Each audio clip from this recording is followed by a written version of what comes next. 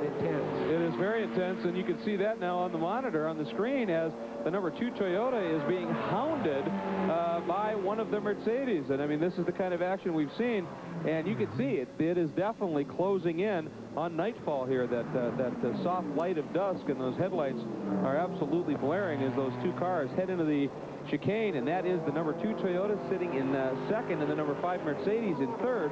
And we have seen this type of action the whole time. Meanwhile, serenely out front, the BMW, and we hate to jinx it, but the BMW is just continuing to lap. But, oh, here goes the Mercedes trying to find a way by. Somebody slow go, ooh, I wouldn't have done that. That's brave. That was very brave for him to pull down the inside there with a white flag being waved, because you never know what's just over that brow. 20 Nissan in the pit. Yeah, that's the Courage 52 with the Nissan engine, Kotaz, Guzens, and Ekblom. We also had a brief shot of a wounded Porsche, the number 66 car, trying to find its way back into the pits with a left rear tire that was messed up. Meanwhile, here is that battle once again, and that Porsche obviously blended the attack by the Mercedes, but... Oh! It has gone again! Oh, there it is. It's into the trees. Right. Unbelievable. That is what we have seen twice already this weekend, and that one went off track. That is just devastating. They, of course, will have to withdraw instantly the other car. There's no question of doing it now. We have just seen one of the most dramatic moments that you will ever see. It's the second time in history that a Mercedes has actually left the track here. The other time back in 1955 with disastrous results. The other two times here in the last few days, the car actually stayed within the bounds of the track, but this one is off in the woods. Here's the replay, and again... Mercedes right behind the Toyota, just in that dead air area. And look at that. That's exactly the terror of it. Thank fortune it did not hit the bridge, but you can see how high up it got. Whoa. It looks like it may have landed on its wheels. This could have a happy ending yet, but of course it's much too early to say. That was the other car off the track. 3 full flips in that car, and that is just terrible. I'm not sure exactly who was behind the wheel. I don't want to make a guess at it. Let's watch it again, and it's an uphill approach here, and it's just right here. I mean, there's no rise here. It just took off right there. There is a crest of a hill there, Greg. It's very slight, but it's enough. Oh, indeed. That is one of the unforgettable images. Good Lord alive, look at that. Straight into those trees. In that car? Can you imagine being in that car? It doesn't look as if he hit any big trees, hopefully not. And again, you pointed out that it landed... Oh, and let's go down to Andrew. The number 6 is in. Yeah, the number 6 is coming now dropping the door, as you can see, and that's it. And I would say the Mercedes-Benz effort is over. Well, what a horrible, horrible accident. We'll bring you an update on that, but that is the end of Mercedes-Benz here. Obviously, the wrong decision to actually race. And interesting, wasn't it, that we had talked to Andrew, if you can still hear me, do you know who was driving the number 5? We're just checking that out right at the moment. Okay, Andrew, we'll wait for you to get back to us on that. Who was in the car? It was interesting, wasn't it, that Schneider had just said they'd made changes to the car and it felt awesome. Yeah. You just don't know. Unbelievable development, and there it is. One of the most famous names in racing, and a company which derived a lot of its legendary reputation from its accomplishments here, even though they only won 2 races so far. Somehow Mercedes is linked with Le Mans, partly through tragedy, partly through grand achievement. But this is a moment that will certainly not be quickly forgotten. Now you can see, obviously, just tremendous concern by all the members of the Mercedes team. Just going around that little right-hand corner there, over that brow, lost air from behind that Toyota. And it just took off. And it just took all the air off the front, let the front come up. Wow. Either Heidfeld or Dumbreck we hear at the wheel. One of the 2 rookies. Of course, yes, right, Christophe Bouchou, former winner here. Heidfeld, the sensation of Formula 3000 this year, and Peter Dumbreck, a very nice young man that we had the privilege of meeting just the other day. He's been doing Formula 3000, or Formula Nippon in Japan, it's called. This is not the kind of advertising Mercedes likes to have. I think they're putting the safety car out because he went off in a place where it's going to be hard to get in there to that car to cut him out. We were just on board briefly with the number 51 Chrysler, and you could see miles of speed.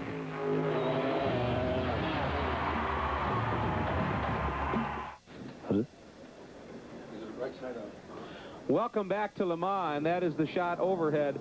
That is where the Mercedes ended up, and as you can see, it indeed cleared the big trees and ended into landed in a hollow, and it did appear to end up right side up. It rotated quite a bit, of course, but it is parked right there, and as you said, it is not in any big area, but you can see just to about the middle of the screen to the right, there is a big area. That's where it hit, bounced, and then stopped, so it definitely got away off the track, but it was carrying a heck of a lot of speed, and it got awfully high. You know what it looks like? An aircraft accident.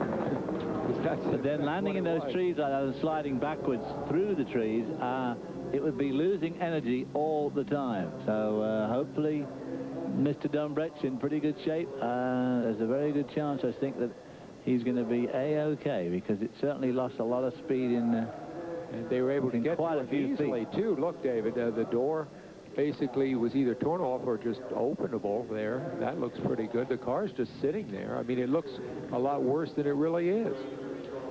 I think so, and let's check in once again with Andrew. Yeah, just very quickly here, I'm just being urged out of the Toyota garage. The number 1 car has come back in again, and they've got the bodywork off, and they're looking at the transmission, so obviously that problem has not been solved. Back to you in the booth. All right, and you can see the work continuing on that number 1 entry as they are back. But the interesting thing to me is as the car landed, it landed back first, and it seems to have somehow turned around because as they're working on the car, the back of the car is facing the left of the screen. So when it hit, it must have somehow pivoted and landed like that. But the fact that it's right side up, of course, always great news. Well, you know, there's an accident that started at over 200 miles an hour. I mean, that's a pretty telling, you know, a car getting airborne at that speed goes a long way. Indeed it does. Alan DeCadney. I've seen quite a few of these unfortunate accidents. We had Van Lennep in a 908 Porsche at the Nürburgring one year. He flipped the thing in front of me, and it looked really, really terrible. It landed upside down, and we all jumped out. Unfortunately, that one caught fire. Now, there's no fire here, you see. That's the blessing, that at least there's no fire, so at least there's oxygen, so the guy can breathe inside there. And I'm looking at that crash site. I tell you, I think that accident was survivable. I really do think that the speed of the car was minimized by falling, by going through the air there, the drag of that underbody. It looked like a really horrible, spectacular accident, but I am quite confident that that was survivable, believe it or not, because the car is basically in one piece. It landed on its wheels, and I'm really hoping, and I said before, I'm praying that he's going to be okay. That accident was survivable. Well, I think you're absolutely right, and as we're looking at the footage now, they have Peter Dumbreck, and they're going to take him to the ambulance, but when you look at the car, the driver's cell, as they call it, Sam, looks very, very much intact. The windshield isn't even broken. Correct. So I think we hope certainly that it is very, very good news, no question. We will be back and certainly update you as we get any information, let you know what's going on. We are under yellow here at Le Mans.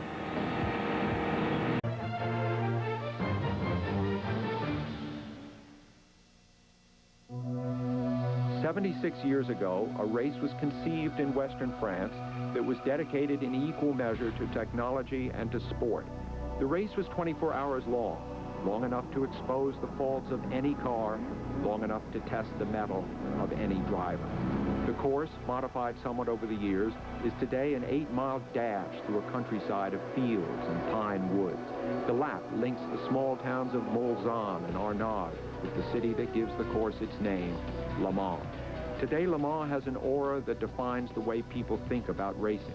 It is fast, with speeds over 200 miles an hour, and it has a legacy of danger dating from this moment in 1955, when 90 spectators were killed in the worst disaster in racing. It was here that Alfa Romeo, Jaguar, Ferrari, Porsche, Mercedes-Benz made their reputation in the rarefied world of high performance. And this year, more major manufacturers are gambling more money on this race than any other. It was here that Tazio Nuvolari, Luigi Chinetti, Phil Hill, Olivier Jeanabien, Jackie Eats, and Derek Bell proved that in addition to being fast, they were also smart, relentless, and even lucky, because this race calls for luck. 24 hours, afternoon, twilight, night, then dawn, midday, and back to afternoon. Le Mans is trial by time and trial by distance. A race on a grand scale, an old race that renews itself again today.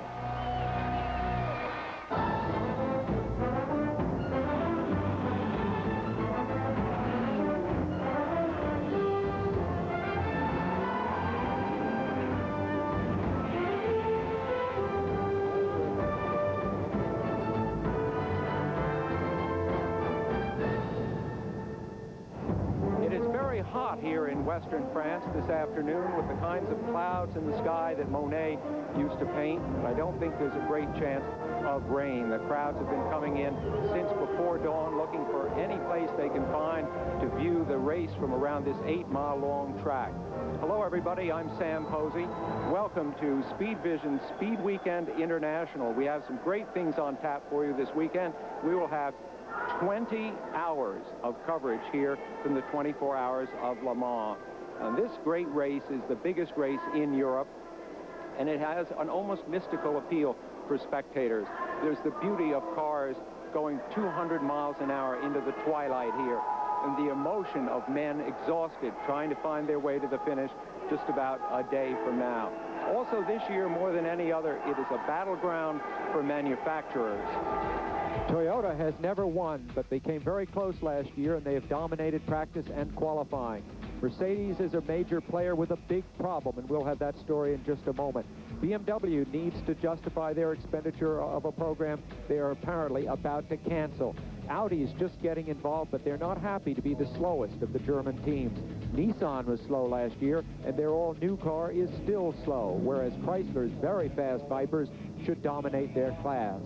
I mentioned that the Mercedes team was in trouble. Here now with more on that story, my colleague Greg Kramer.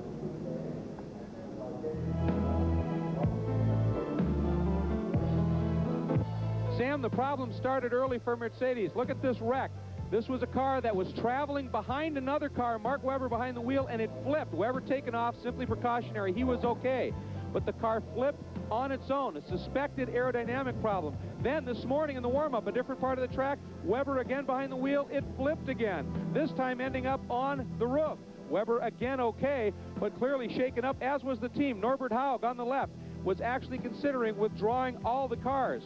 Webber, of course, concerned, must feel like a cat who's using up lives here. The problem is, for the number 4 car, it was done. The door was closed in the garage. The other two, however, cars 5 and 6, will take the start. Porsche's first win in the world's most important endurance race came in 1970 with the famous 917. 15 more times in the next 28 years, Porsche would win Le Mans. The last time was 1998, when the GT1 scored the 11th 1-2 finish for Porsche. You know, this is a frightening thing for me. I walked down the whole grid. I didn't see a competitive Porsche till I got to the back of it. They are so conspicuous by their absence. However, the factory are here. Although they're supporting the GTS and the GT3 cars, they're brewing something up really tasty for next year. And of course, they already knew that the GT1 that they had here last year, it won the race, but only because there was a default on the Toyota.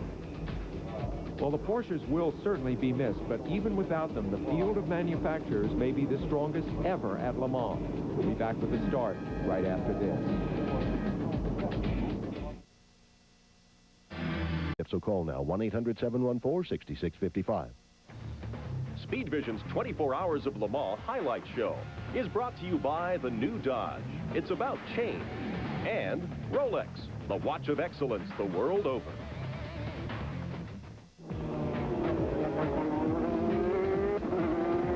Gentlemen, let's take a look at the Porsche storylines. Well, very interestingly, I think you alluded to the first one, Sam. It's the first turn leader. We saw that with Mercedes last year. They wanted to go for it.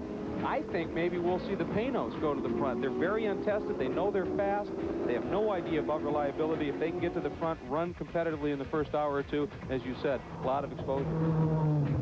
The other thing that's back this year are long tails. We've got 5 places on this track where these cars reach 200 miles an hour, 218 miles an hour, in fact. So long tails are back to give these cars that sleek look, just like the Porsche that won here in 1970, the Hans Bridgestone. We also have another tremendous war on hand, and that is between the tyres. Michelin versus Bridgestone. Bridgestone, we're used to seeing them in Formula 1. Michelin used to be in Formula 1. Big race here for these guys. Bridgestone, of course, on the Mercedes, and of course Michelin on the Toyotas. But we've got a lot of other tyre companies in there as well.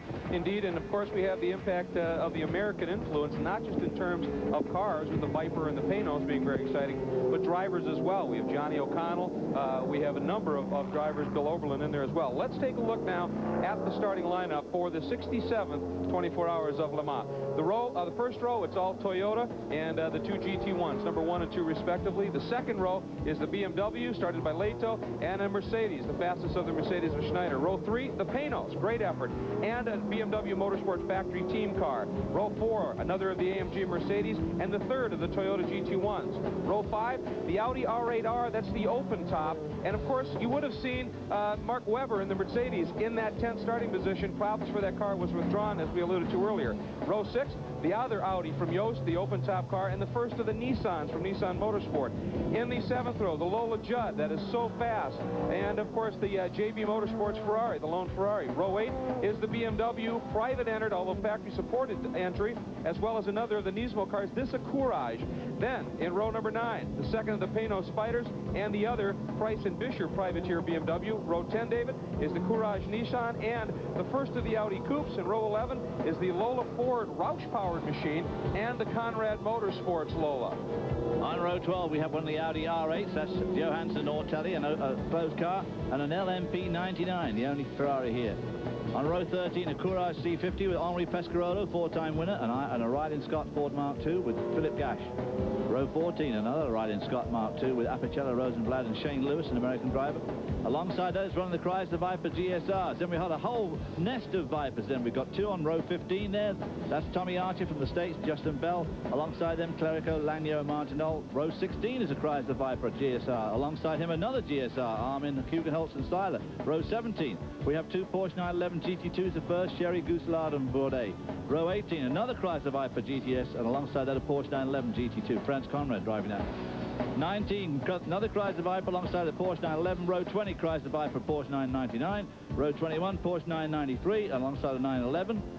Row 22, Porsche 996 alongside them, 996 driven by Bob Wallach, who's yet to win this race. And on the final row, with 2 Porsche 911 GT2s. Well, the field right now working through the Ford chicane. You can see the pace car is in, and they are coming up, and boy, they did not go into much of a formation of side-by-side. We immediately go green. That's a bit of a surprise, and the 2 Toyotas lead in. The Mercedes is third as they dive into the Dunlop chicane. And the first of those BMWs poking his nose in there. That's the car of J.J. Leto, but he settles for the 4th spot as they all go through turn 1 cleanly over the hill under the Dunlop Bridge. Such a famous picture of Le Mans, that is. The 2 Toyotas already, Martin Brundle stretching his lead as he goes into the S's, all nice and wide, lots of run-up area now, didn't have this in our day. Then the 2 Mercedes behind him. That Mercedes snuck around the BMW. There's the 6 and the 5 car. Right behind him, the J.J. Leto car. And look at that, the Panos just behind them. Panos right there, and that start by the Mercedes now running in 4th. An awesome start by, I think that was Peter Dumbreck, and the starting car, number 5, jumped from 7th into 4th. Gives you an idea, again, of the importance of running up front early in this event. A great start. Last year we saw that huge start by the BMW. The Mercedes has done it here. Well, this is, of course, the pictures of the scene in the papers all around the world tomorrow morning. There's the 19. That's one of the BMW V12 engine cars. A year-old car, not one of the brand new ones. We see a replay of the incident here. Oh dear. Oh, right in the middle of the 2 cars spinning. Took off one of the Panos. Yeah. The slower running, and another BMW. That is a shame. That's the number 19 Team Go entry of Matsushita, Kato, and Nakaya having an early off. But up front, again, Brundle has already really stretched it out, going into the 2nd of the Mulsanne chicanes. Remember, Brundle is a driver who has not raced for a whole year, so except for the testing of this car, which he has done extensively, that's all his time behind the wheel. But he's doing an absolutely beautiful job, and look at the two Mercedes have now pulled into third and fourth. It's in the very, very fast sections, like right here, that the Mercedes have had their aerodynamic problems. Well, it's going over that rise, isn't it, where They Weber... seem to get air underneath him, going to the Mulsanne hairpin for the first time. And here's the Mercedes trying to take away that second spot, coming up to one of the fastest areas here. That over that rise, there's a slight right-hand sweep, and another right-hand sweep after that, which takes you down to where Weber crashed on Thursday evening. The Mercedes giving that second Toyota there a tough run for its money. Both Mercedes glued together. Right here is where that car went over on Thursday night. That gives you an idea of how brave those two Mercedes drivers are. Schneider, of course, in that lead car, and Dumbreck in the second one, both of them running right up behind the cars in front, knowing what had happened to Weber in that same spot. They want a piece of this second place here and are pushing very hard to get just that.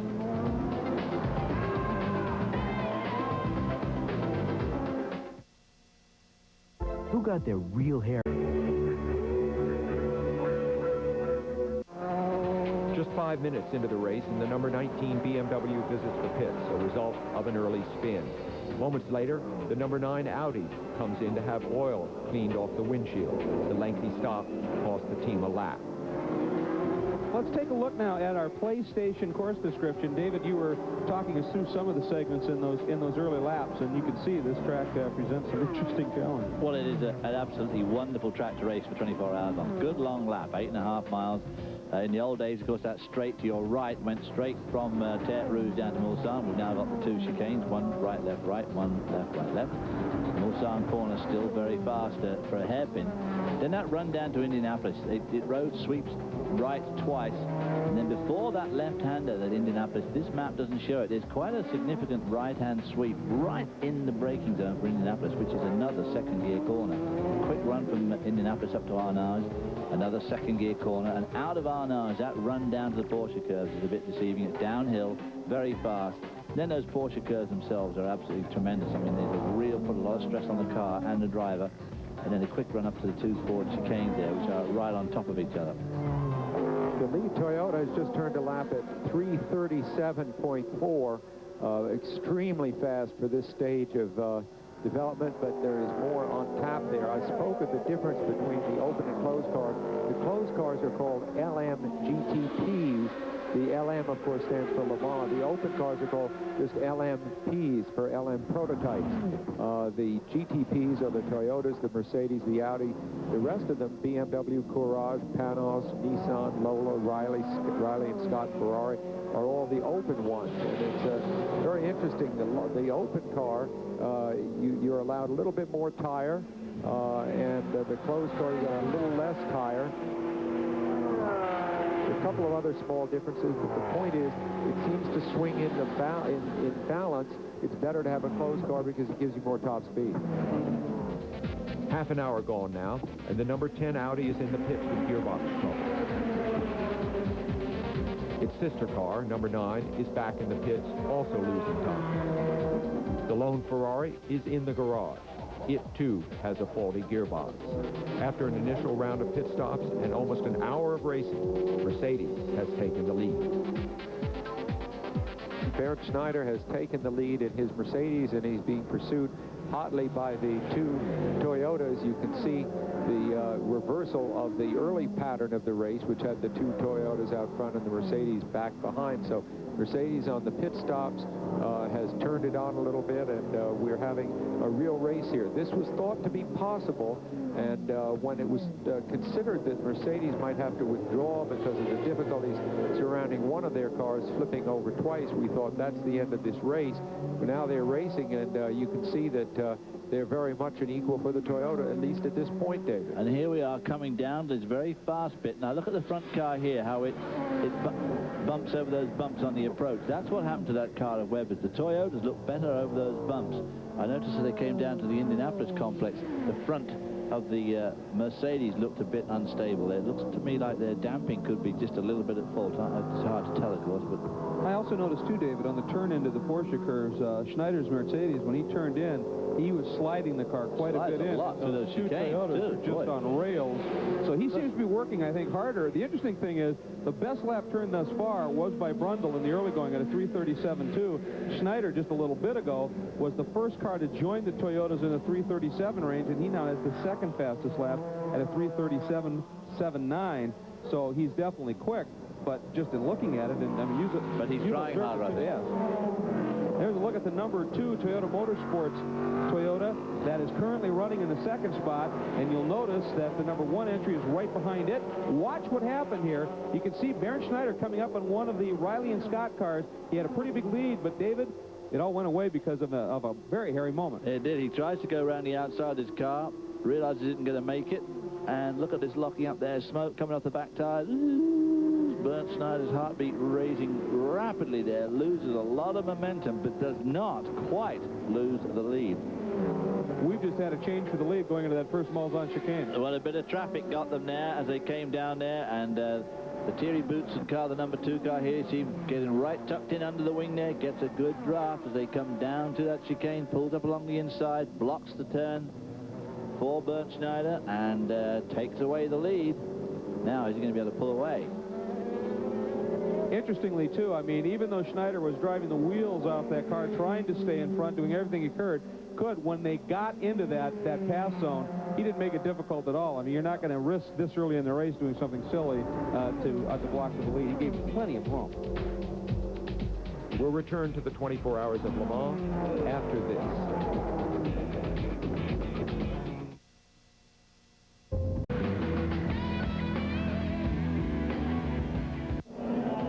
Almost 90 minutes have passed, and the 2 front runners make routine stops, handing the lead briefly to the number 1 Toyota before it, too, makes a stop. The number 17 BMW takes over the lead. Meanwhile, attrition starts to take its toll. The number 64 Porsche is stuck in the gravel. The number 60 Porsche is stopped in the middle of the Porsche curves. The driver is lucky to escape injured. The number 66 car smokes as it slowly makes its way to pit lane, while the number 31 Riley and Scott head straight for the garage. The battle for the lead has become a story of fuel and speed. The second place Toyota is faster, but the BMW is more efficient. We rejoin the action nearly 3 hours into the race. There is the lead BMW, and guess what? The margin coming down in a big hurry again, just like it did late in their last stint, if you will. It had a much larger margin, but the number 2 Toyota of McNish now has trimmed that to 4 seconds. And I have a question for you guys. We're watching we've been talking about BMW's fuel. They're getting a lap or 2 laps more than anybody else. The last couple of fuel runs, the number 2 Toyota, as we take a look at a moment here for the number 56 Viper, the number 2 Toyota has been lapping consistently now and for the last couple of stints. And it's almost like the old handbrake turn going. Yeah, well, that's going into Arnage, locked up at the back, and spun around. We were going to analyze the performance between the car BMW that's getting the best fuel consumption and the 2 Toyotas, one of which you see right there in hot pursuit. That's the second place car. The Toyota is about a second a lap faster than the BMW. Both the Toyotas are, but the BMW has managed to hang on to a lead, which you can see right now is in jeopardy. And it's been a great cat and mouse game. One car going further between stops and the other car going faster. And it just proves that the Le Mans regulations, which are a little bit Byzantine, I think you might say, sometimes work out really, really well, balancing different types of cars. In a perfect world, I think David's point is correct that along about the 7th or 8th hour, the BMW is going to be able to convert this kind of thing into a full lap lead, which would be very dramatic. Exactly, it's going to convert it into 1 stop less. Yeah. And that's when the difference is really going to come in. It has changed hands, and here's how it happened. Under-braking up into the first chicane, and Sam, you were talking about aerodynamic advantage, and that is now the second quickest part of the track, and the Toyota had it. They have a tremendous run there out of Terre Creuse down into there, and the Toyota just had that little bit of extra speed. Obviously, the BMW was really straining to stay ahead, and just wasn't quite possible. The lead 2 cars, the BMW and the Toyota, have generally been within 20 seconds, and then it has come down in a pass for the lead. And then at a stop, it has cycled over again, but it has been just that close. The racing here has been nothing short of remarkable. Well, the BMW seems to have a slight advantage on fuel, and so every time they've had a stop, it has not picked up a lap, but it's gone for at least another lap longer. And I still feel convinced that as this race wears on, in another 4 or 5 hours, we're going to get a situation where the BMW picks up a whole lap on a stop, because it's going to miss a stop altogether. The number 1 car, which we think may be on a little bit of a reduced pace, it came into the pits, was going to refuel, and suddenly you see some activity there. One of the mechanics saying, nothing's happening. What's going on? They realize there is nothing venting into the return hose. There is no fuel going into the car. And what they ended up having to do is they literally had to push the car into the number 2 Toyota pits. And here they go. You can see the activity. It's fraught. They just realize what the concerns are. They move the car forward. It cost them terribly in terms of time and track position. Well, it cost them nearly a lap in the end. It is starting to get dark. They have run over 600 miles at this point. Usually we see the late evening light stretching across the track. It's a very beautiful sight tonight. It's cloudy, but it is still suffused with excitement. You smell the barbecues beginning to burn, and it's a magic time here at the track. Yeah, certainly I'm with Thierry Boots, and here the number 2 car just made an unscheduled stop, but they seem to be messing around with the steering wheel, Thierry. What's your view? Yeah, I think there was a problem with the contacts or with the electrical problem with the steering wheel, but it's okay. It was just, I think it was just not well placed into its gauges, but it seems to be okay now. That is the number 2 Toyota, currently now running in the 3rd spot, as we mentioned. And it is by no means in a comfortable position. Even there is the number 6 Mercedes right there, just coming into your screen, is but 4 seconds back. And so the problems of this number 2 car, if indeed they were not solved in that stop, this is going to be very interesting. If it was solved, we would expect that car to ease away from the number 6 entry just a little bit. And you can see, David Hobbs just pointed to it, on that camera shot, there is some rain coming onto the lenses of the car. So things getting very interesting. Nearly 4 hours have passed. Almost 20 still remain. We'll return to Le Mans in just a moment.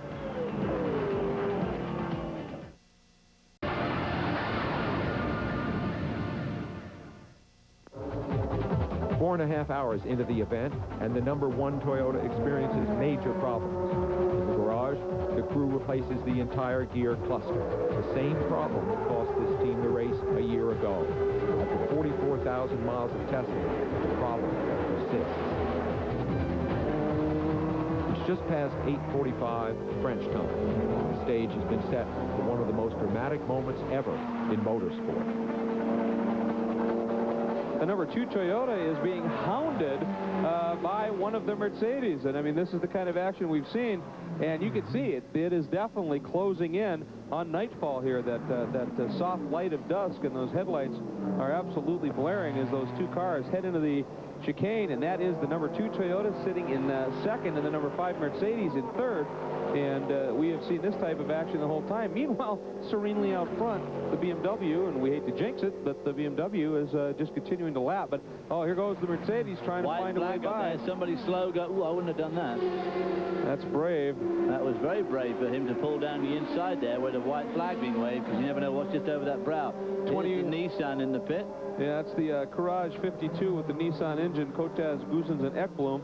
We also had a brief shot of a wounded Porsche, the number 66 car, trying to find its way back into the pits with a left rear tire that was messed up. Meanwhile, here is that battle once again, and that Porsche obviously blended the attack by the Mercedes, but... Oh! It has gone again! Oh, there it is. It's into the trees. Right. Unbelievable. That is what we have seen twice already this weekend, and that one went off track.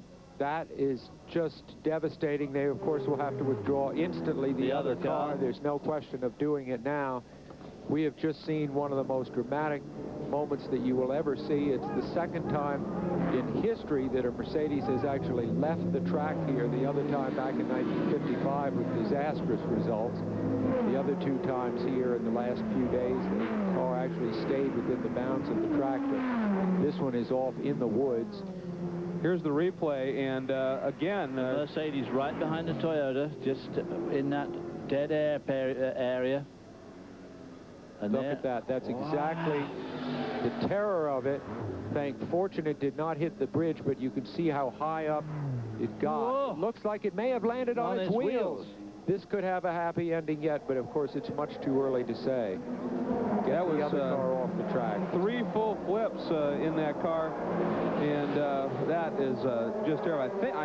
I'm not sure exactly who was behind the wheel. I don't want to make a guess at it. Let's watch it again, and it's an uphill approach here, and it's just right here. I mean, there's no rise here. It just took off right there. There is a crest of a hill there, Greg. It's very slight, but it's enough. Oh, indeed. That is one of the unforgettable images. Good Lord alive, look at that. Straight into those trees. In that car? Can you imagine being in that car? It doesn't look as if he hit any big trees, hopefully not. And again, you pointed out that it landed. Oh, and let's go down to Andrew. The number 6 is in. Yeah, the number 6 is coming now dropping the door, as you can see, and that's it. And I would say the Mercedes-Benz effort is over. Oh, what a horrible, horrible accident. We'll bring you an update on that, but that is the end of Mercedes-Benz here. Obviously, the wrong decision to actually race. Now, call it a miracle, but word is that Peter Dumbreck is uninjured. This is great news and a tribute to the sound construction of the car. There's no escaping the fact that Mercedes shouldn't have been on the track. Yes, they started the race hoping that new dive planes they had fitted would keep the nose down. But with no chance to test, they could not be sure. Cars that are known to be flawed are often raced, but it is the nature of the Mercedes problem, the cars getting airborne without warning. It means racing them risks the lives of not only their drivers, but also of course workers and spectators. And that is a risk Mercedes may not have had the right to take. We'll be back. That's 1-800-483-2477.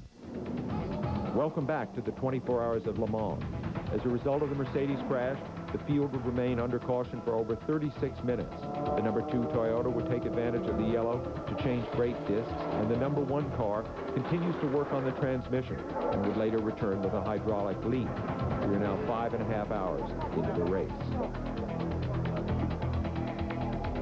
There's the number 1 entry from Toyota that has been in and out and in and out and in and out, but it has now fallen to 21st overall, and it's 75 laps complete, so over 10 laps back of that lead BMW. When you think really of what happened in this race, it went 4.5 hours, and then everybody was in there.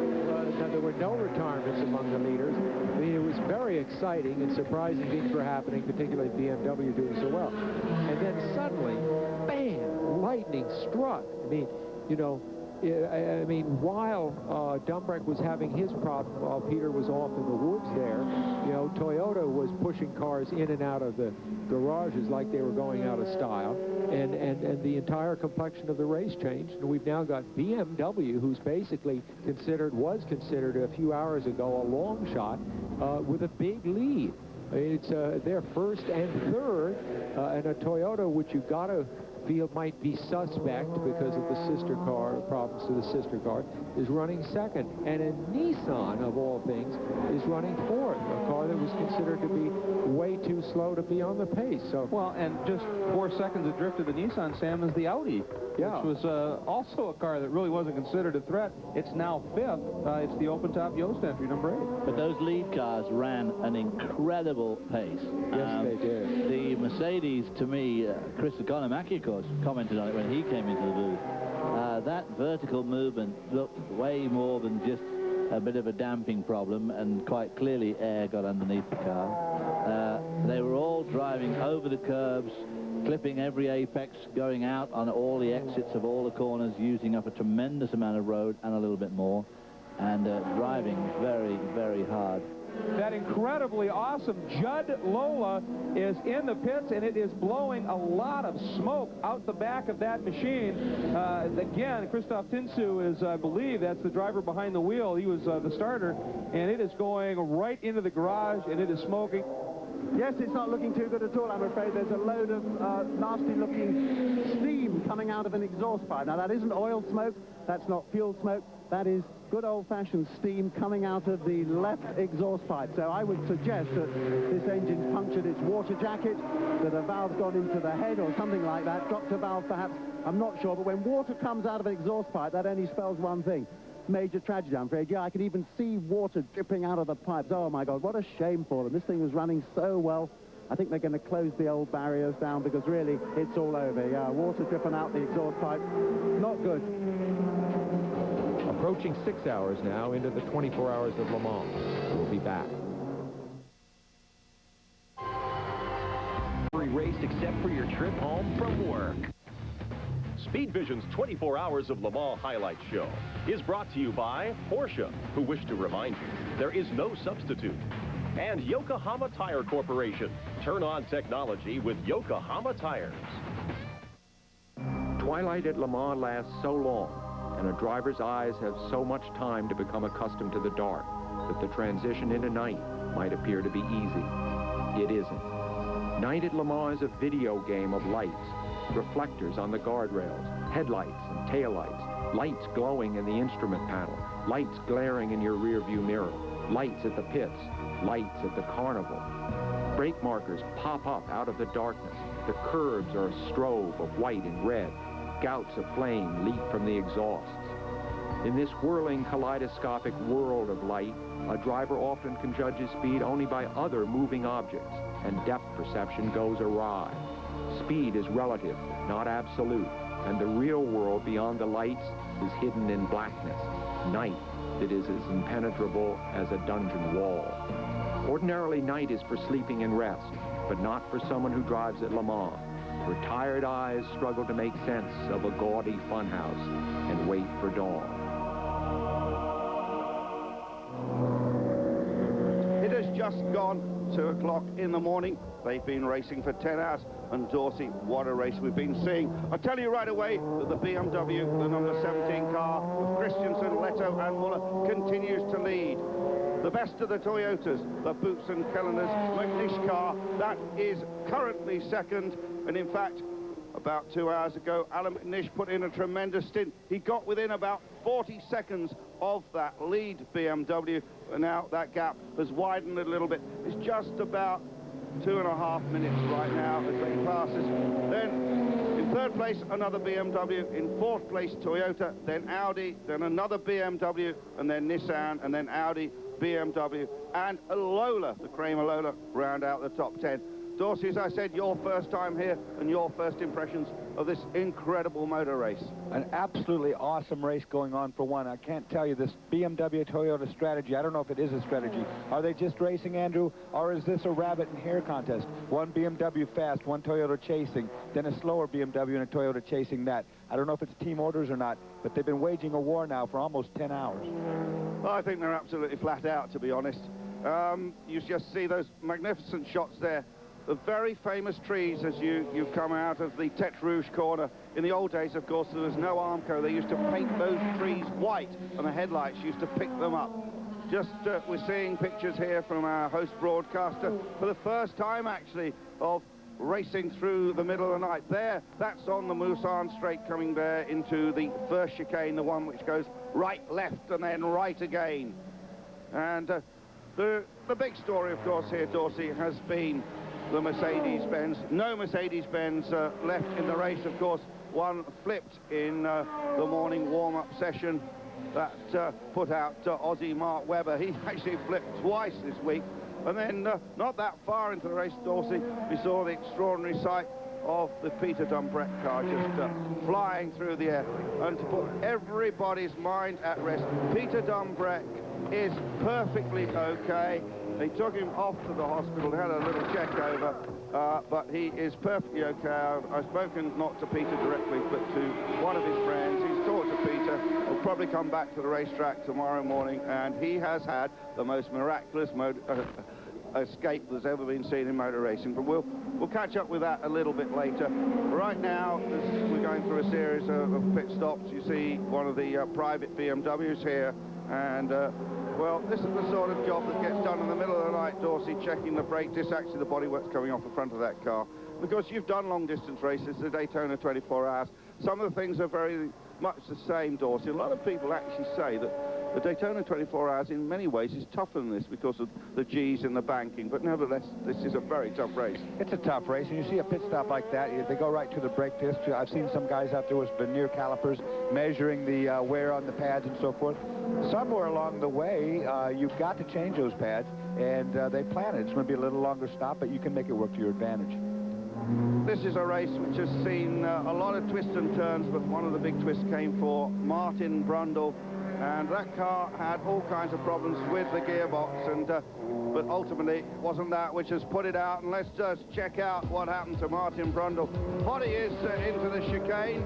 Dorsey, you read it for me. Fastest part of the course, he has a right rear tire delaminate. You saw it right there. It puts him into a wild spin. Martin, I talked to him. He said he was scared to death he was going to go into that barrier head on. He knew it was going to hurt if he did. But he did a good job of controlling this thing. You see it right here. He has no tire whatsoever. It's cut down. Unfortunately, he drove on that flat tire until it grounded, and the tire came off and wrapped around suspension, and it took him completely out of the race. Yeah, that's right. Well, he got all the way down to what is effectively the last corner. There's Martin there looking pretty unhappy. He got down to the Arnage corner. It's about a mile from the pits, so he didn't quite make it. And obviously, he had made it. They could have fixed that, and he must be so disappointed. I can't find the word to describe how I feel at the moment. The car was just great. And then if it could go wrong, it did go wrong. We had a refueling rig problem. We had a hydraulic problem. We lost the gear shift, the blip on the throttle, the power steering. We lost 10 laps fixing that. We still didn't have power steering, but we were on our way again. And then I think I had a right rear puncture, a slow puncture, and the tyre let go going into the first chicane, which is 335 k's per hour, whatever that, 220 miles an hour or something like that. Just swapped ends, and I didn't really hit the barrier hard, just nerfed the barrier. I tried to get the car back, but it eventually ground to a hole. I think the rear tyre got wound all round the suspension. I just couldn't get it any further than Arnage, so I had to park it, and the marshals dragged it off the road. One of the favorites is out of the race, but Toyota still has two cars running. The BMWs are first and third, with just over 13 hours remaining. We'll be back.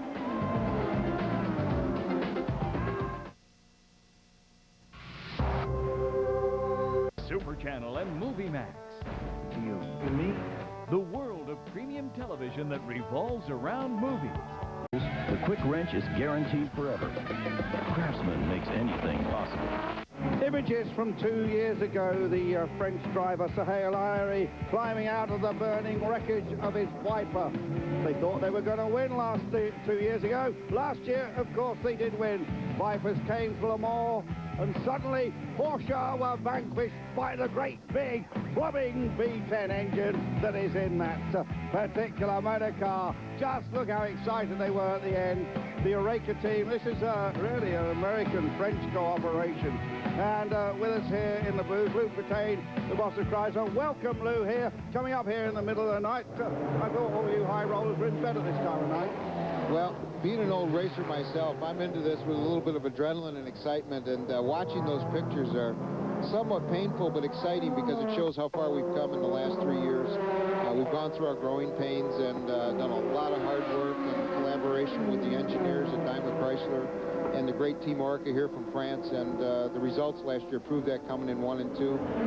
Having said that, we had 3 cars in last year, and as you may remember, we lost one to, of all things, a battery failure. So this is a very tough, very demanding race, and the things that you don't expect are the things that bite you, as you may know. That's right, these things happen in racing, Lou. But how do you react to the news of a couple of days ago with General Motors coming here? They are definitely coming here, of course, with basically O'Reilly and Scott with the North Star engine in, but they also will probably be here with the Corvette, and that could be a good old battle between these big American muscle cars. We're really excited about that, to be honest with you. We not only want them to come, we'd like other manufacturers to come. It not only is great for our fans and all the viewers, but it's really great for us. It helps our people push themselves to do better against the competition that we really compete with on a daily basis in the retail marketplace. Well, look at that. You can see on your screen, it looks to me as if the number 2 Toyota has had the most massive of accidents down there. And, well, the Toyota Challenge, it looks as if it's all over. Dorsey, what do you make of that? It's a very big accident site. You see all the tires. They've gone through. That's a gravel trap the car's sitting in, but it's made a huge impact over here. You see the tires. Here, where we haven't, oh, boy, that's a big high-speed area of the racetrack. We've seen this now 2 or 3 times. I don't know what's caused this wreck, but this is a very, very big impact. It's gone through the gravel trap. It's had huge impact with the wall there, and we see the car looks to be totally destroyed. Yeah, well, that Toyota is going no place, and only one Toyota now left, and that's the all-Japanese car. There you see some of the faces in the Toyota pits, briefly just looking up at the same pictures that we're now showing you, and just trying to work out who was at the wheel there. Perhaps Di can work that one, go down to the Toyota pits. But we talked about this absolutely massive budget that Toyota put together, and it appears it's all come to naught. Frankly, the Japanese drivers in the remaining Toyota don't have the speed of the BMW boys. It really will need BMW to get into big trouble now for Toyota to take this. And we understand that it was Thierry Boutsen who was at the wheel. And Thierry, of course, has all that Grand Prix experience. And in fact, they've now put out the pace car, Dorsey Schrader. Yeah, they have put out the pace car indeed, and the disturbing thing is I've never seen Thierry Boutsen come out of that car yet. It's sat there now for quite a long time. I haven't seen anybody walking around but the workers around there. Of course, now you see right there they've got a big lift to try to get it extracted from the gravel trap right there, but not a good situation. We see the skid marks, actually, where Thierry went off at very high speed, Dorsey Schrader. That's the exit. Actually, it's almost at the apex area of turn 1, over 130, probably 140 mile per hour right there. And look at the skid mark, Andrew. Look at how it ends right here. And you see the first time the car skidded is way out here in the gravel pit. It's touched right there for the first time. So obviously it got some air as it left the racetrack. Meanwhile, we look back at the scene here of Thierry Boutsen. They're being very careful. So I think this has got to be a back thing. Well, they've got him out now. He's got him on the backboard. You see him right there. There's Thierry. And he is going to be brought now onto the ambulance. They'll put him on this gurney here first and then get ready. They're being extremely cautious, moving very gingerly here because you don't want to stress any more injury than there is already. We understand it's not quite as bad as it may look. Thierry's talking about some back pain, pain in his collarbone. See the Toyota shutters are going down now. We are currently under full course yellow here at Le Mans. It's BMW first, BMW second, but in third place is the number 8 Audi. That's a little bit of a surprise. Still many more chapters of this race still to be played out here at Le Mans. So hurry to Sears, your smart stop for tires and batteries. The crash involving Thierry Boutsen's Toyota resulted in a caution of over an hour. We rejoined the action at the restart over 12.5 hours into the event. We are racing again. Of course, we've got this battle for third place going on. Try and check out if the Toyota can get past the Audi. The Toyota driven by the Japanese trio. They should be actually at full chat right now. Of course, with the lights like that, you can't really tell which one's from which one. It's going to be kind of slippery out there. I think everybody will be a bit guarded. They've been talking about all of the oil out there, but they've been now behind the pace car for a long time. No tire temperature whatsoever. You can bet on that. So these first few laps are going to have to be taken. But look at all the gravel on the outside of that race circuit right there. You saw one of the cars get wide there. There's a lot of debris in that particular corner. There certainly is. That's interesting. That could really catch you out. Just see the lights through the night now. This is the first time that our host broadcaster in France here has brought us pictures like this. And it is good to see these, but of course it is very difficult to see what's going on, as you saw just then. But we know, looking at that shot, that is the Mulsanne Straight. They, of course, didn't used to go through that chicane. And that is actually a road from Le Mans to the town of Tours. In fact, you head down there towards the glorious Loire Valley, where some good wine comes from. Meanwhile, down in the number 21 pit, obviously some problem there. And that is a 7th place car. Oh, we've got something just on the straightaway. We either lost an engine or we've had another problem at the end of the straight there. Lots of smoke. Big smoke cloud there. Don't have any idea what's happened with that so far. I saw a little bit of smoke right there coming off of one of those cars. That could be the kitty litter that the oil guy did put down for this big oily mess. Yeah, it could be that. We can see that again, I think. No, it's not kitty litter. I don't believe that is. It's one of the prototype cars. One of the prototype cars had just gone in there and really gone a lot of smoke. Could be this car here. Well, there's the number 18 car. That's the Thomas Bashir-owned last year's BMW, run by Bashir-Price Racing. A lot of experience they have with McLaren BMWs in the past. In fact, the team won the FIA GT Championship about 4 years ago with Thomas Bashir, who always used to drive with John Nielsen, the Dane. And John, of course, raced at Sebring for Panos, and he actually crashed out ignominiously. And so he is up in a commentary booth for Danish television, just down the way from where we are. But John Nielsen's a very good driver, Big John. I'm sure he'll be back fairly soon. But very good to see that third BMW going so strongly. And that's actually shown in 5th place. And don't forget, this race is only just over halfway through. I think, Diana, you've got something pretty interesting for us. Yeah, I'm down here. The 52 Chrysler Viper has got a very worn wheel. It's completely flat. Obviously, burning rubber coming away from that. They're looking at it now with their torch. They're obviously going to change that. They're checking to see if there's any damage there. Yes, there are some marks on the fender there, but I can't quite tell what they're going to do. Yeah, well, Diana, I'm having a look around the front of the car now, obviously. They're still checking it out. They're cleaning the windscreen. They look like they're just about to put the next tyre on. Yep, they are. They're unscrewing that one and putting the new one on, so it's not as bad as it probably first seemed. They're putting that back on now, and that should be going back out onto the track.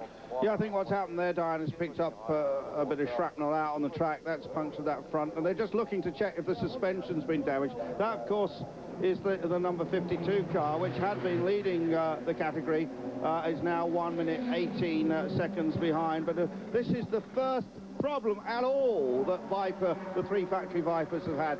Sam Pose is with us in the booths. Nice sleep, Sam?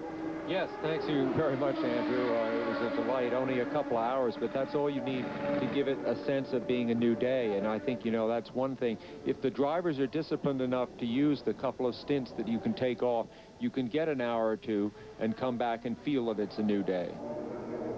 Now, I'm not quite sure what's happening here with this number 3 car. Takuya about to climb aboard, I think. Ukyo Katayama, that's his helmet there, the blue with the red and white stripes. We saw that in a number of Formula 1 cars, including the LaRousse team in the mid-90s. And Ukyo Katayama, who was a favourite son of Yamaha, incidentally, and actually won the Formula Nippon and Formula 3000 Championship, as it then was, in Japan. He walks away from this sole remaining Toyota. I'm going to sign off for a little while now and hand it over to you.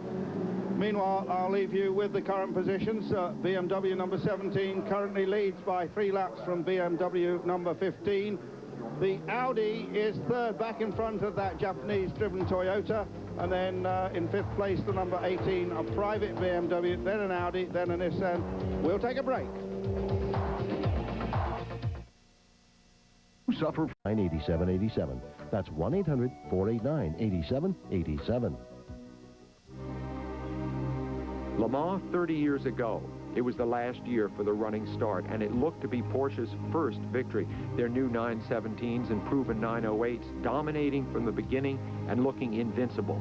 But one by one, they retired. And when the leading 917 was pushed away with only 3 hours remaining, the Ford GT40 of Jackie Eakes and Jackie Oliver held a slim lead over the surviving Porsche of Hans Hermann and Gerard LaRousse.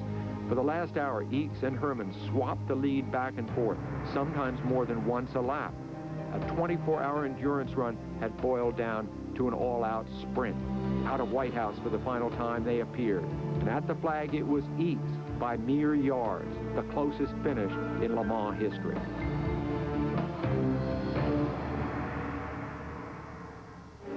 Well, the sports car season always starts at Daytona, that 24-hour race, a rather different race. And you can just check out the Rolex Daytona 24 Hours. The number 20 car, Dorsey. That's Butch Leitzinger coming across the line. Of course, it's raining like cats and dogs right there. The whole team jumps on board.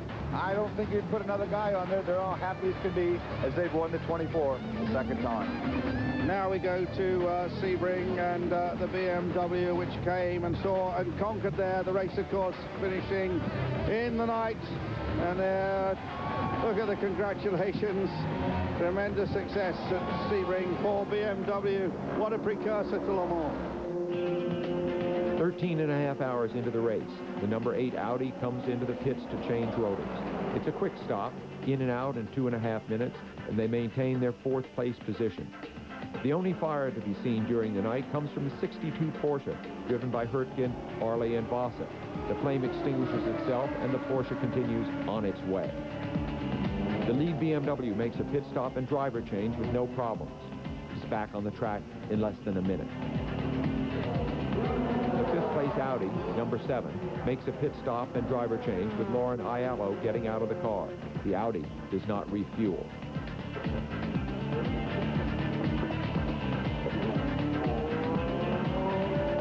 Less than an hour, it's back in the pits. Time now to refuel. But it's returning to the track that it stops in the middle of the pit lane due to transmission problems. The crew goes to the aid of the disabled car and is forced to push it back into the garage for more repair work.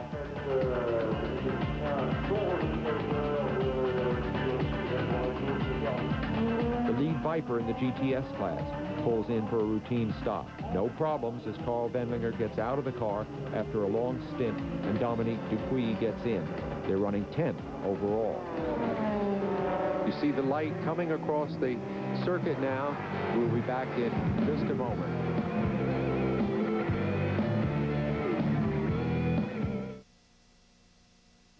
With you. There was a huge announcement here earlier about a program coming up in the year 2000 from Cadillac in the top category, and we took a look. In the last couple of years, as we've thought a lot about positioning Cadillac in a new and modern way, a lot of what we've been doing and talking about is getting back to our roots. And having been here at Le Mans 50 years ago, you know, our return is not inconsistent with bringing things like the Evoque, which is kind of a new form vocabulary for Cadillac. It's not inconsistent with our intent to participate in the global luxury markets, not just our home market in the U.S. Among the things that Cadillac has accomplished in its 97 years has been, to most people's eye, not just a styling leader, but a technology leader. The first V8s, V12s, the first self-starters, all of those innovations came first from Cadillac. Well, Le Mans is a very significant event historically, and sports car racing has presented Cadillac with the opportunity to compete with their true market competitors, Mercedes, Audi, BMW. So for several years, we've been ramping up in the development stages of looking at the product that it takes to do that. And that's in the form of a prototype car referred to as a LMP car. And one of the Cadillac's things they want to do is to showcase their North Star system, primarily their engine. That really put Cadillac back on the map in many people's minds as an innovator with that exceptional V8. And in this decade as well, we have brought other innovations to the market, most recently in the form of StabiliTrak, our stability enhancement system, and most recently with our announcement last August and September, night vision, which, by the way, will be a technology that we're going to feature on our car next year when we race for the first time here at Le Mans. Just over 8.5 hours remaining in the race as the number 7 Audi is back in the pits. Car number 7 has gone straight into the garage. That's just unbelievable. But car number 10's fired up, and that's back out on the grid there, out in the track. But car number 7, they're all jumping around that one as well. I think it could be a similar problem to car number 10. I'll update you as soon as I know. It seems to me that this stop comes out of sequence a little bit early. It's not impossible, Diana, that you're spot on and you see the tail coming off, and that's a sure sign that they're going to be working on that transmission area. If it happens with one car, it most likely will happen with another. Yeah, but if that Audi's in the pits, you see, number 7's in its garage, they're working on that. It's bound to lose a couple of laps or whatever, a minimum, in which case the Panos is going to inherit 6th place. It's in the points. Here's the 3rd place Toyota coming into the pits. This is very much a factor in the race at this point. Just 1 lap behind the 2nd place BMW, and on the same lap as the 4th place Audi. So the Japanese-driven Toyota very much in the thick of it here. Turning great laps too, Sam. You know, he's turning great laps. Consistently under 340, and so's the lead BMW, consistently under 340. I mean, there's a race going on here, believe it or not. These guys are all going for it, and BMW not just content to sit back and rest on this lead. They want to turn out good times, consistently good times, and draw away if they can. But every time they lower their lap time, then the Toyota answers with lower lap times. And of course, we've got that Bill Oberlin BMW. That's steaming along as well. It's going to get even more interesting. I tell you, there's a nice, juicy race going on here. There is the number 64 Porsche of Conrad, Kitchak, and Slater, 2 Americans in that car. His rear suspension's well gone, hasn't it? Yeah, he was fighting his way back to the pits. Yeah, and it's gotten the better of him. Yeah, he's got the whole wishbone's broken there. The whole back end's going to come loose. Yeah, Ken. Dorsey's got a comment. Dorsey? Well, guys, they're all down here. The whole crew is down here waiting for that car. They don't know yet that it's broken down on the side of the track. They keep looking to pit in. It's got it rolling again, I hear, but these guys are ready for it, but they're not ready for what it's got because they don't have any spare parts out here at all. They're all in confusion, kind of wandering around, wondering where the car is. And obviously, there's a problem on that. I heard Alan say that maybe it's got a wishbone broken. They're certainly not prepared for that kind of a thing here right now, so it'll be a moment before it gets here. I'll let you know when it does.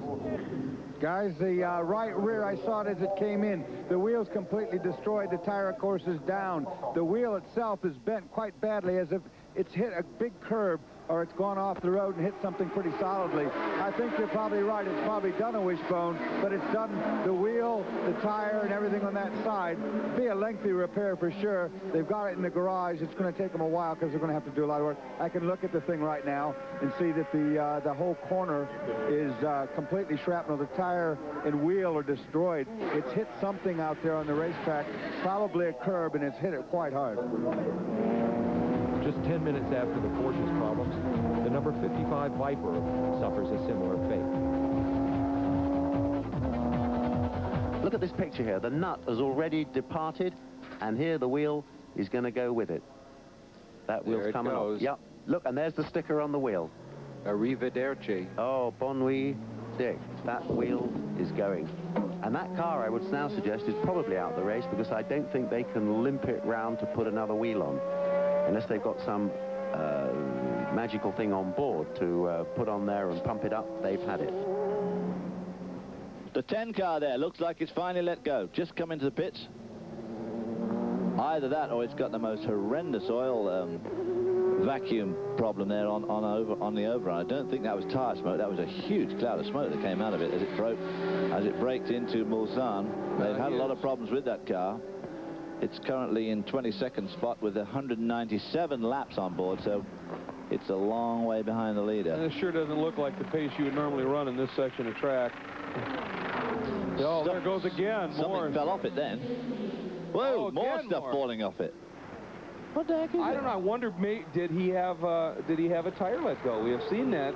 It happened to Brundle some time ago as he loses parts of tire. That's don't know what it is. I can't see it. Keep an eye in the back. After replacing a tire and losing time in the pits, the number 10 Audi pulls back onto the track, only to stop minutes later as its troubles continue. The Audi's day is finished.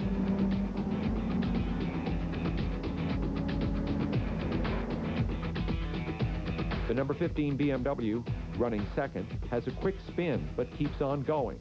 The BMWs continue to dominate. We'll be right back with more from Le Mans. Get them. Call 1-800-942-0099. Speed Vision's 24 Hours of Le Mans highlight show is brought to you by the new Dodge. It's about change. And Rolex, the watch of excellence the world over. The race is now nearly 3/4 run. 6 hours remain. It's been nearly an hour and a half since the number 15 BMW spun, and it continues to run second overall. This is the number 15 Dell BMW, currently running second overall, and 3 laps now behind the leading car, and they've chipped away and taken a lap back. Problem is, they're bringing that Toyota right with it, the car that's in third, David. The Toyota last lap again was a 3:37.7. The last lap of the 15 car that we're looking at now was a 3:40.1. So 3 seconds, well, 2.5 seconds there. And the Toyota is now about 1 minute and 20 seconds behind. With close to 900 miles of racing remaining, problems begin to arise as wounded cars appear in the pit lane. The number 52 Viper of Justin Bell pulls into the garage. Its gearbox has had enough. It's a mad dash by tired mechanics to fit a replacement. Almost simultaneously, the number 8 Yost Audi is in with a broken exhaust. The Audi had been running in 4th position. Next, the Panos of Brabham, Bernard, and Leitzinger pulls into the garage, the victim of a failing transmission. Sometimes, however, a driver isn't lucky enough to make it back to the pits in time. You can see the fire at the back. Watch this, and look at what is depositing on the track. There it is. Huge flames at the back, and look at that. It is a massive swath of oil that it is depositing on the track. It is burning a large chunk of it, but look, you can just see the sheen. It is absolutely like glass in that section of the track. Boy, that is lethal, and we just saw that Viper extricating itself from the gravel trap after it spun off. Let's hope they've got some very good flagging down there for these leaders as they come through. A lap after the GT3 Porsche pulls off, waving yellows mean trouble for the leading number 17 BMW. Boy, you know what? This is coming into Terre Rouge. Oh, look at this. The Viper was not the problem here. They're under a yellow right here, and he dove underneath the Viper. He actually made the pass first. There's a yellow flag down the road here that we haven't seen yet. Yeah, but he was under a yellow there. They had a yellow. There is a yellow. You just see it. And I think here he saw this waving yellow and realized, oh no, I passed that Viper going into a yellow down there. That's where that car caught. That's where it actually stopped, isn't it? Yeah, so there's a lot there. And so right away he slows down. Watch this. And he points the Viper back around, corrected his mistake. Now he accelerates. He'll come up behind the Viper, and as soon as they get past that incident scene, he now knows. You can see the lights. There's the green light. It just went out of the top of your screen. Now he drops the hammer. Will pull back out and blow by the Viper. He took a big risk going past that, not just only past him on the yellow, but past him right in the middle of the oil. He went through the middle of the oil. Absolutely, he did, and that gives you an idea of the type of pace they insist on running here, even though they've got a pretty healthy margin, still 3 laps over their team car. But that number 3 Toyota only 4 back, and cars have won being much farther back later in the race. We'll be back.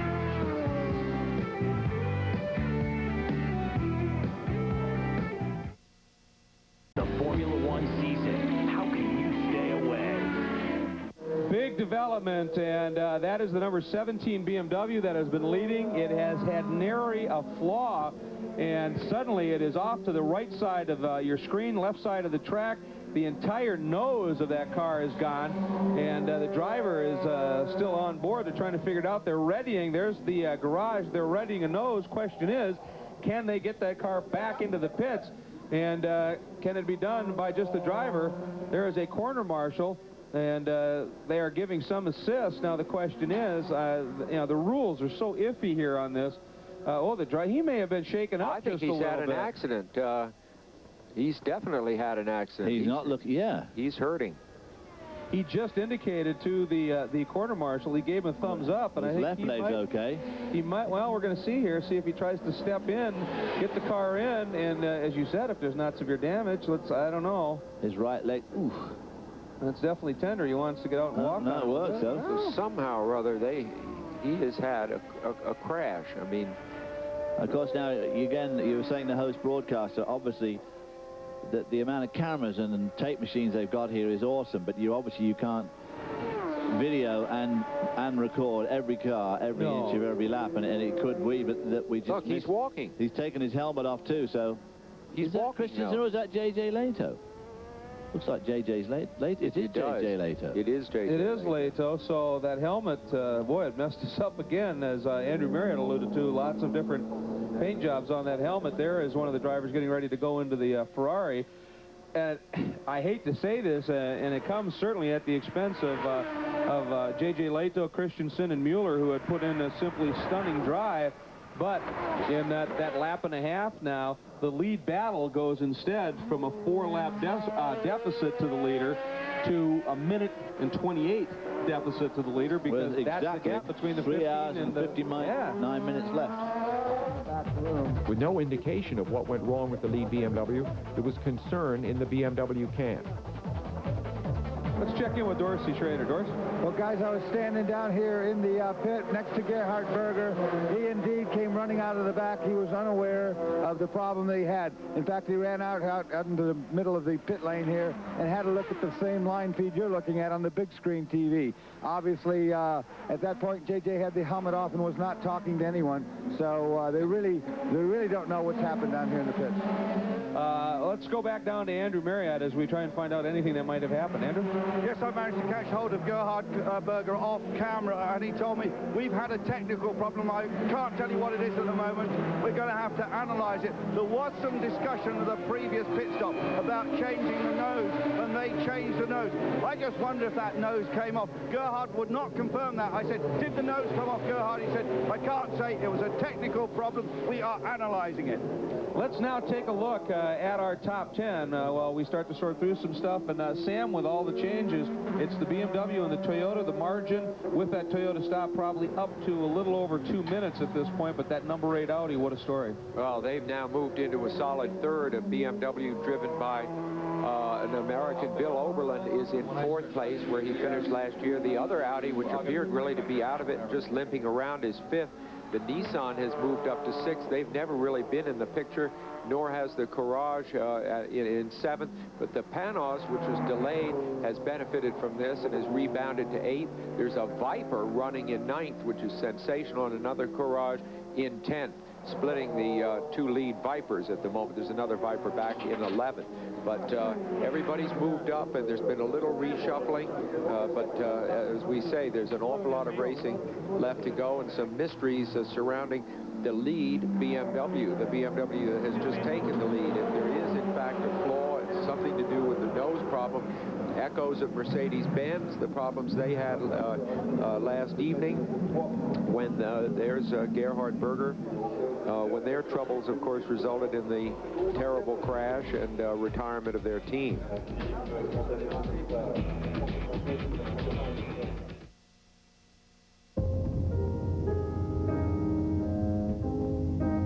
Other fine locations near you. X1R, run with the best.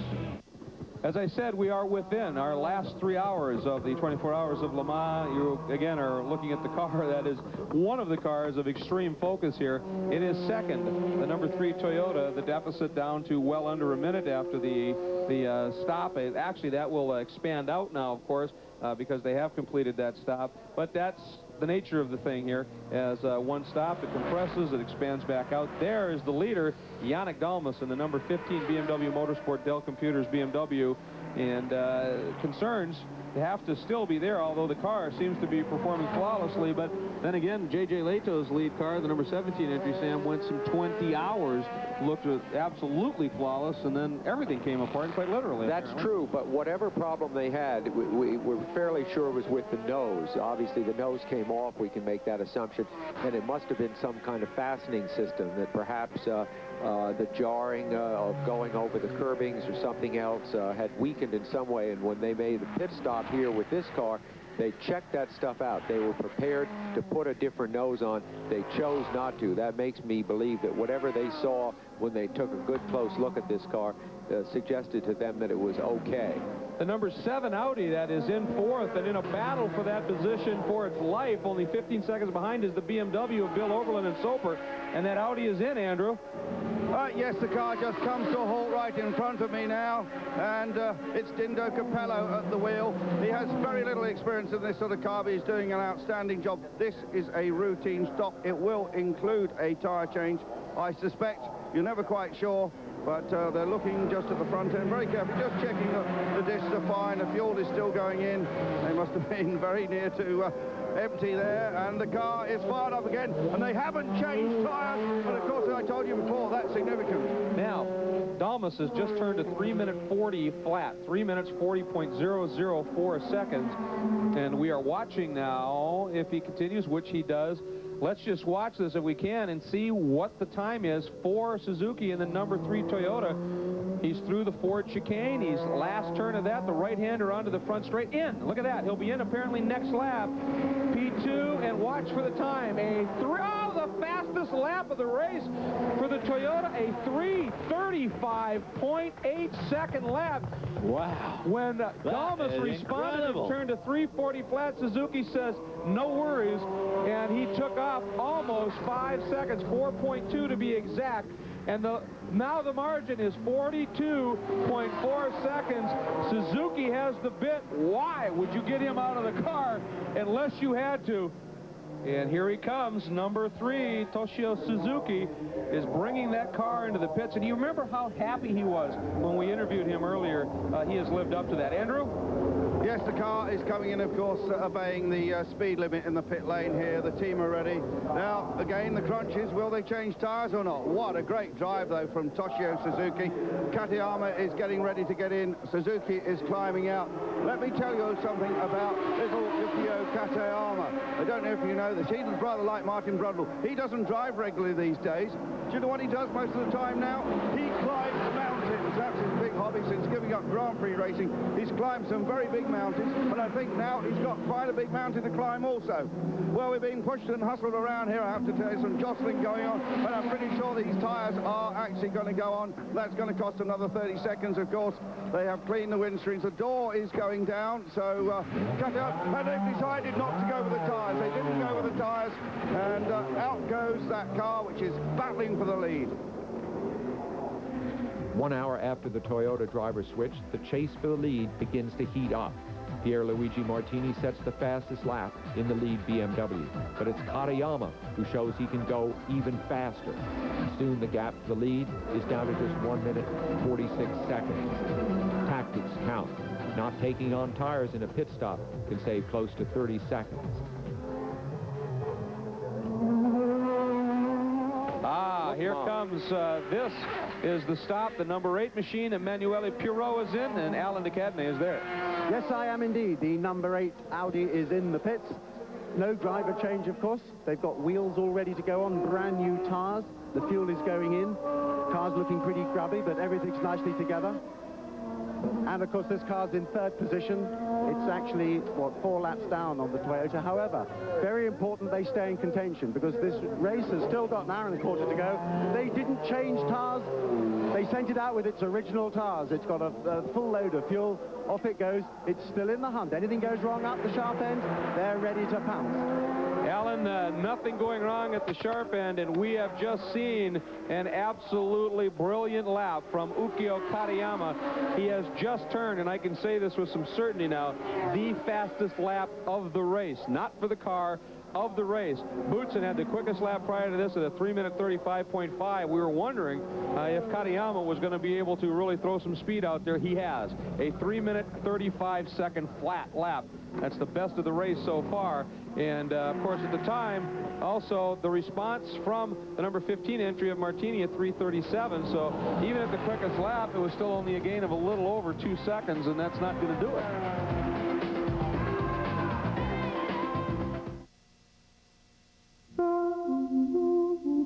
I think I just had a wake-up call. Jeff Bridges is a hard driver. Saturday at 11:30 Eastern. Less than 1 hour remains when Pierluigi Martini brings the lead BMW into the pits for its penultimate stop. With the Toyota of Udo Katayama within 2 minutes, time in the pits is more crucial than ever. This could be very interesting. Andrew? Yes, I'm here to have a look at this final pit stop. We're trying to stay calm as exactly all the drivers and team members are. Yannick Dalmitz looks on. Look, Yannick talks there to Pierluigi Martini, who nods his head, the thumbs up. Look at Yannick there, just looking in and now walking away. Not sure why he's wearing that silly woolly hat. He probably thinks he's going skiing. But he's certainly not doing that. He's probably going to win a motor race. And the fuel continues to go in. And, of course, their next pit stop will be just a splash and dash. But this is a full fuel up. The Dell-sponsored car. Off it goes, a very quick stop. And no fresh tyres. They were out here. And let's go back to the booth. Andrew, with that stop, once things cycle through for just a few minutes, the margin will probably be down into the 30-second mark. But then the Toyota, at about a quarter past, we expect will have to stop. But then, according to David Hobbs, within the last 15 minutes, certainly the BMW will have to stop again. If it has not stopped for a top-up at that point, it is going to be a very fascinating follow-up. And Alan DeCadney, that is part of the tension that is most clearly building here at Le Mans. Well, that's absolutely right. What I noticed there on that last pit stop for the BMW is that they had brand new tyres ready. They chose not to put them on because the existing tyres didn't need changing on this stop.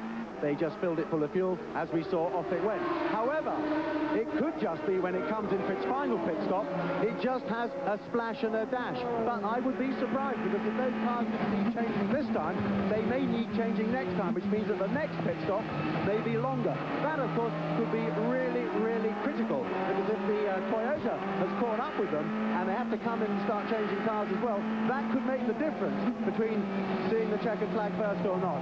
But I can tell you what is in the mind of those Japanese. Two words. It's nulli secundus, second to none. I know that's Latin. I don't know whether they know about Latin in Japan, and I'm sure they do, but second to none, i.e. the winner, and that's what those Japanese guys are after. Let's make no mistake about that. I don't think anybody would be making any pit stops for tyres, or would be adding tyres to the length of the pit stops here, because, quite honestly, the tyres would have to be pretty ratty for them to, if it takes about 20 seconds to change the tyres, you have to be going pretty slowly to lose that same 20 seconds out on the track. Is the Toyota going slowly here? No. It's very careful. Bill Oberlin at the wheel, almost cutting the Toyota off there. That's a critical move by Bill Oberlin.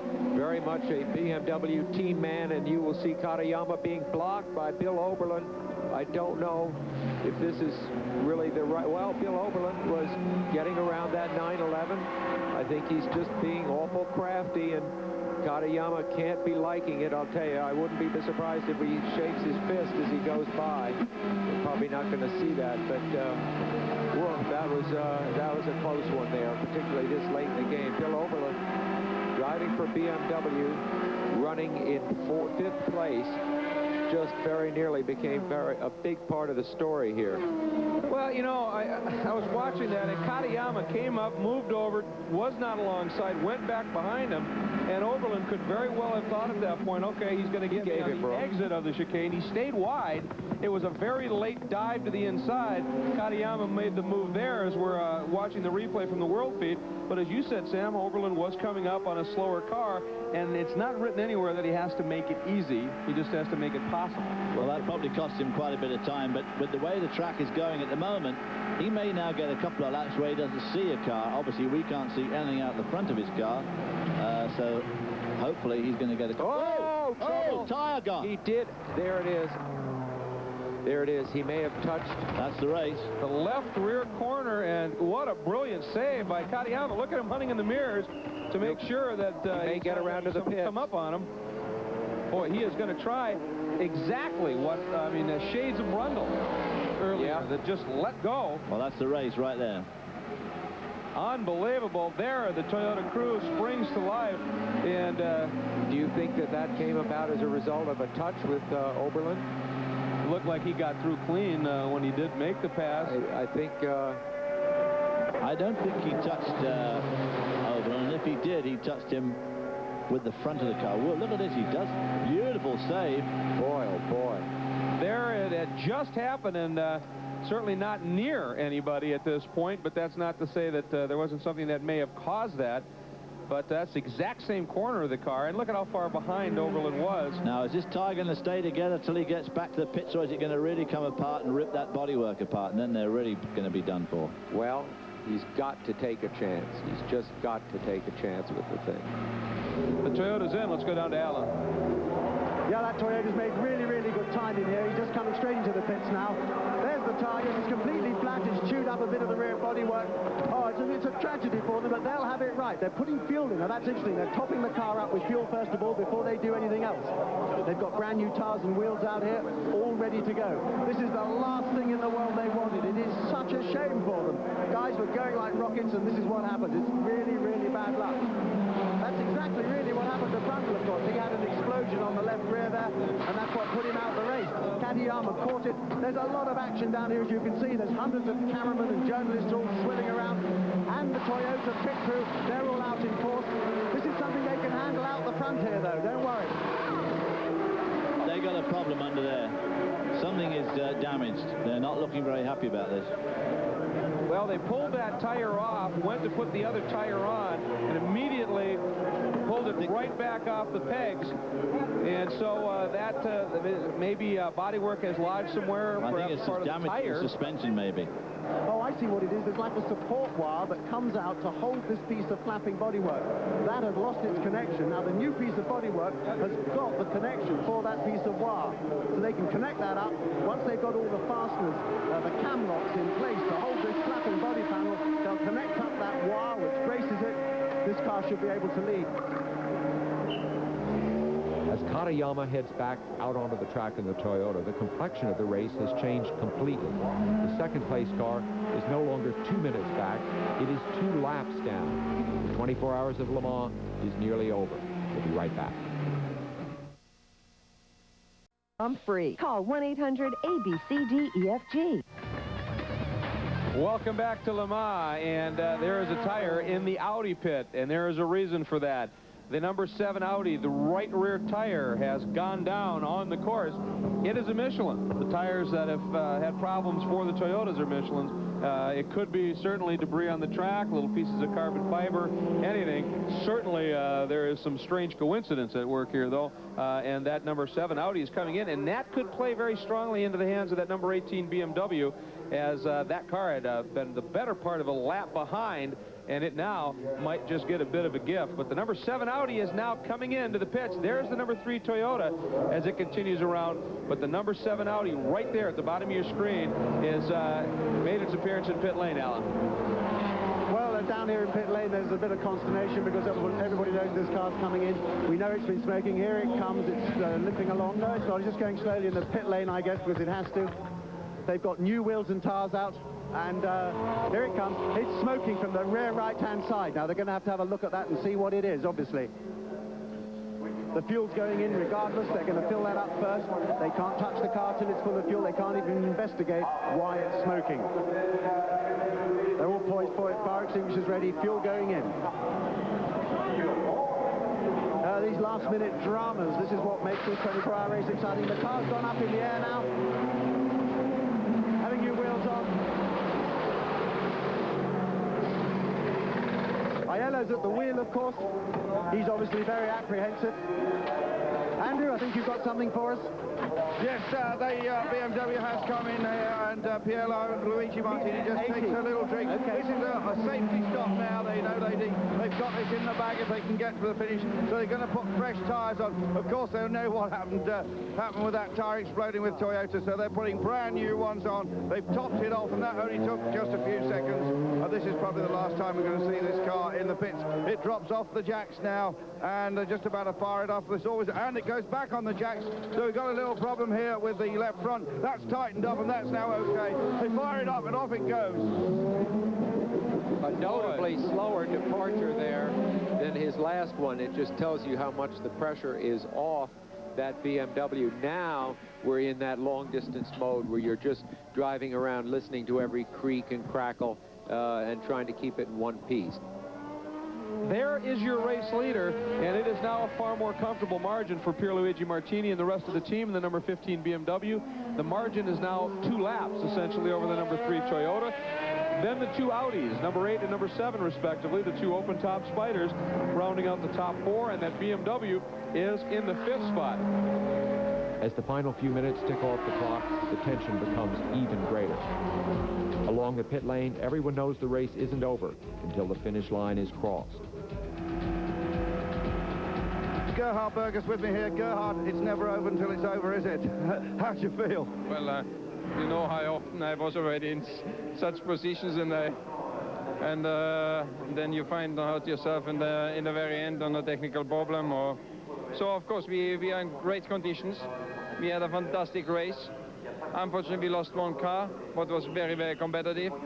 But now we are still leading half an hour before the end, and now just cross the finger that nothing happened. Do you know now what happened to JJ? Yeah, we had something on the rear bar loose, and it gets together with the throttle system, and it made the engine on full throttle, sticking on full throttle. So it was a combination of unlucky combination of technical failure. So when we saw JJ afterwards, he got cramp or something like that? He has a small cut on the right knee, but he's okay. Now, Gerhard, you've actually won a 24-hour race once at Spa, I think. Yeah, with Charlie together some years ago. There's going to be some celebrations tonight, if it happens. Well, sure. If it happens, if you win a race, you should celebrate it. But let's first win it. Let's first win it. Absolutely right. Thank you, Gerhard. We'll return to Le Mans in just a moment. Ultimate. Kills odor, protects guys. Speed Vision's 24 Hours of Le Mans highlight show has been brought to you by Porsche, who wish to remind you there is no substitute. And Yokohama Tire Corporation. Turn on technology with Yokohama tires. The race is almost 24 hours old. Crews are anxious, drivers nervous. The ideal is to cross the finish line exactly as the 24 hours expire. Some drivers deliberately reduce their speed in an effort to nurse their car home and avoid having to make an extra lap. We have talked at some length since he's been in the car through the finish here of the performance of Pierluigi Martini, but how about Yannick Dalmas, and how about Smokin' Joe Winkelhock, who hasn't been in the car for the last few hours, but was instrumental in keeping this car right in the hunt at the front when opportunity presented. Joe Winkelhock, there again, you got to have a bit of luck. He spun at the top of the hill for no apparent reason this morning, got it in the gravel trap. That car could have so easily got high-sided on that curb, and that would have been the last we'd have seen in number 15. And you've just got to have a bit of luck going with you. You just can't win these races without a large slice of luck. And this is Yannick Dalmas's 4th Le Mans victory, which puts him in company with Henri Pescarolo and a couple of notches up. Derek Bell at 5, of course, and Jackie Eakes at 6. So suddenly, very quickly, Dalmas getting his victories and becoming a real legend here at Le Mans. And of course, I think he could be around for many more races here, so he may be the one that will take the run at Bell and perhaps even Eakes. Last couple of times here through a corner, it's the final 2 of the Ford chicane onto the front straight.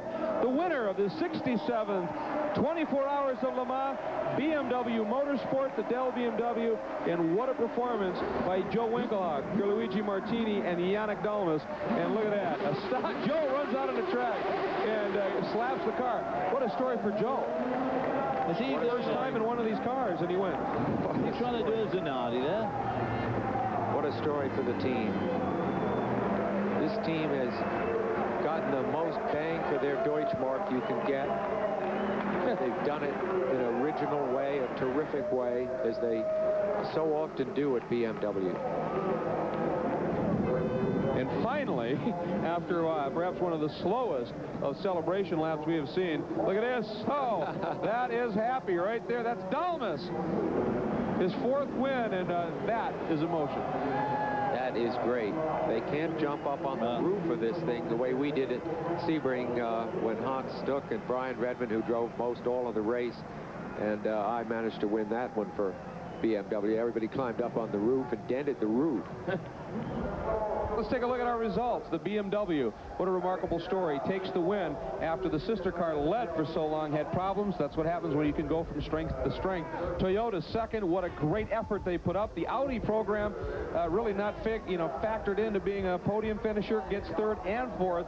And the number 18 and privateer BMW ends up fifth. The Courage Nissan, the Panos, the Nissan proper, and the Courage round out the top 9 overall. 10th, the GTS winner, the Viper, who also were second, third, fourth, and fifth in the GTS division, and the winner of the new LMGT category for the Porsche, or for the, it might be for Porsche, for the GT3 cars, the number 81 Porsche, remarkable for a car that is lacking in power and the like to the other cars, ending up 13th overall, and also 19th overall, second in that division, Bob Wallach's Porsche, as he stepped back into these cars to help develop the program and keep his hand in for Porsche. Great story. A great race all around. It lost a bit of zap there with about 45 minutes to go when the tire went on that Toyota, because it really looked that if they had both been humming right along, I think that BMW would have had to make another splash and go for fuel, and that could have been down to one of those super close finishes, but that was not to be. But nevertheless, this was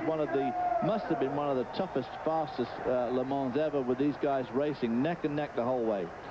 And there's the celebration. There's Joe Winkelhock. We saw Dalmas. And right there, Pirlo A.G. Martini, the winners of the 67th 24 Hours of Le Mans. And it's amazing how, at least for a bit, the exhaustion disappears. You celebrate, and then I would suspect you collapse. You collapse along about midnight. You get that far, aided somewhat by a libation or two. And listen to the roar for the drivers of that number 3 Toyota.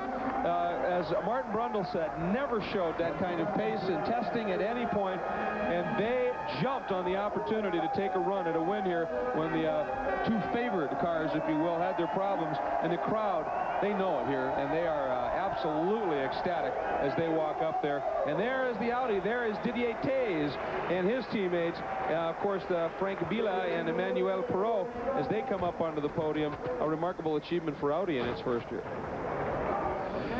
Didier Taze, what a fabulous result for Audi, 3rd and 4th in their first ever attempt at Le Mans. Very pleased about that result. You know, the team worked hard. You know, we didn't have any one problem on the car since Wednesday night, and everything ran perfectly. Good pit stop and good preparation. You know, you cannot expect better for the first time for Audi at Le Mans. I think it's a very good result. Also, it's good for the American Le Mans series. We hear that BMW are going to go to that now, and you're going to have some work cut out in America. Definitely, I will have some hard time now, but we will be on the next race in Mosport in 2 weeks. Much has been said to the effort made this year by BMW. The team wasn't favored going into the race, but in 24 hours they proved to have both endurance and speed. Joe Winkelhock, you've won many titles, touring car titles. Does anything compare with this? No. No, this was the only one I missed. I won already 24 Hours Spa in Nürburgring, yeah, but you know, this is one of the biggest motor sport event in the world. And I came here, I was quite pessimistic, which I'm always, and you know, I know we had a potential to be really in front. But finally, we won the race, and it was, of course, also the result from the very hard work from BMW Team Schnitzer. It's also an extraordinary race, wasn't it? It was not an extraordinary race, especially for me. You know, I had really no experience. I was last year here, but I didn't race because with technical problems. I did last year only 12 or 13 laps, so for me it was everything new. And you know, just alone the circuit here alone, it's a very special thing. Digging deep and coming up with something special is just one of the many stories each year at Le Mans, and this year was no exception. The 67th running of this race will go down as one of the best. For Greg Kramer, David Hobbs, Alan de Cadenet, Dorsey Schrader, Andrew Marriott, and Diana Binks, I'm Sam Posey saying thanks for joining us. We look forward to seeing you again next year at Le Mans.